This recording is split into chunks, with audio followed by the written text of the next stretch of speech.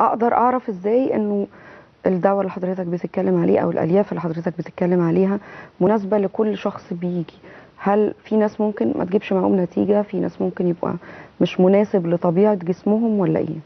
بصي، هي الالياف على مستوى العالم طبعا معروفه جدا جدا يعني. و لانه الفتره دي الحقيقه بقى الموضوع كتير. آه. يعني موضوع الالياف بقت موجوده بشكل كبير جدا، وكل حد عامل بشكل مختلف وكل حد بيتكلم عن مكونات شكلها مختلف.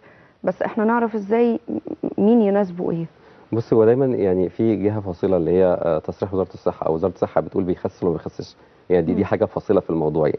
فطبعا الالياف مرخصه وعليها رقم تسجيل وزاره الصحه. فبالتالي هي بتخسس. طيب الحالات الكتيره اللي احنا بنخسسها وبنشوفها بعينينا، وفي نفس الوقت الريفيوهات اللي بتيجي من الناس الكتيره سواء مصر او بره مصر. يعني الحمد لله احنا بنطلع لامريكا وبنطلع لفرنسا وبنطلع لكندا واستراليا. الناس دي سايبه المنتجات الورلد وايد وبياخدوا من عندنا من هنا من مصر. فدي معناها ان هي تراست قويه جدا، وفي نفس الوقت نتيجه عاليه جدا. مم. في كمان نقطه مهمه.